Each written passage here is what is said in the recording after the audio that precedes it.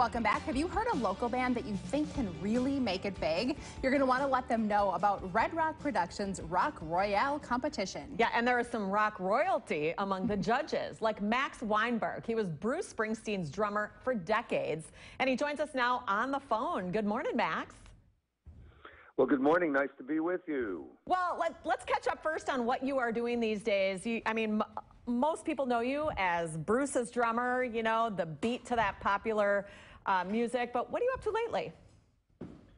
Well, I continue to play. You know, if you don't play, you forget how to play. I play all the time. With Bruce and the E Street Band, we tour every few years, and in that, we call it break time. You have to be kind of clever and creative to keep yourself playing. I have a group that I call the Jukebox, which is 2 guitars, bass, and drums, and we play all audience requests of songs from the 60s and 70s. It's a little bit of different take. It's actually kind of what I did 55 years ago when I started playing drums in bands, just playing the hits of the day. So it's a lot of my favorite songs, and people call out the songs. You know, there's a video scroll of about 350 songs, and I'll pick on you, and you tell me why you want to hear the song. Did they play it at your prom? Was it your breakup song? Was it your makeup song? And we play that song in real time. It's called Max Weinberg's Jukebox, and we'll be performing at the band battle, the Rock Royale, which is a really interesting competition, of course, taking place in Green Bay. Max, what do you love about being able to help somebody's dreams come true by competing in this competition, and what are you going to be looking for in the winner?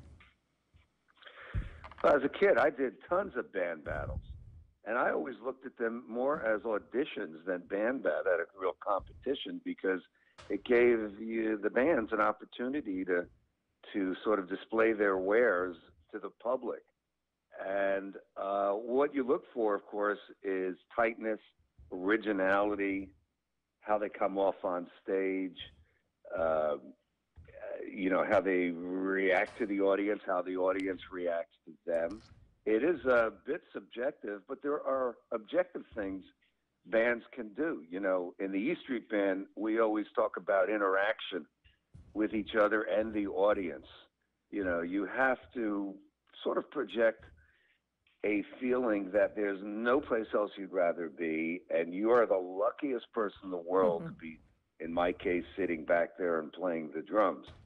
And I think that's what the people look for. I think that's what potential audiences look for. It's certainly what I would be looking for as one of the finale judges. I've been in that position before, and of course, you're always going to upset somebody. But I think if the bands go into it as with the mindset of all the bands are in it together, and it's a great way to showcase what it is that you do. Well, and speaking of where you want to be, you said you're really looking forward to your first ever trip to Green Bay. So are you saying we should all get that playlist in our heads ready? Well, you know your favorite songs, and I guarantee you with our set list, you know every song. You've heard it on the radio, whether terrestrial or satellite radio. It's the soundtrack of your life if you're above the age of 20. And we play in typically smaller places, 300 to 500 seats. It's very intimate. I talk to the crowd. I tell stories to the crowd. The guys that I play with can sing anything, can play anything. And it's really a party, not a concert.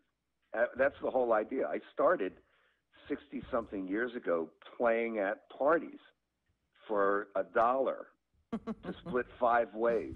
And, you know, what I do in the playing that I do, whether it's with Bruce or with one of my own bands, I've got several, is to try to recreate that feeling in me of that 10-year-old kid playing at those house parties for 25 cents.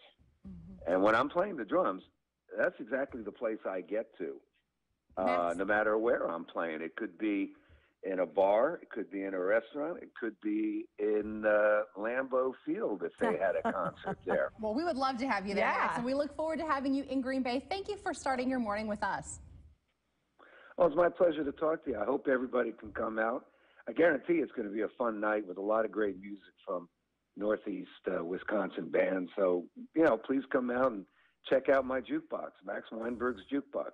All right. Well, thanks so much. We will talk to you in November. But now, due to popular demand, that registration deadline has been extended to September 14th. If you know a band, get them registered. The schedule will be released on the 16th. It's kind of like a bracket kind of thing. So it'll be really exciting. For more information, redourprod.com.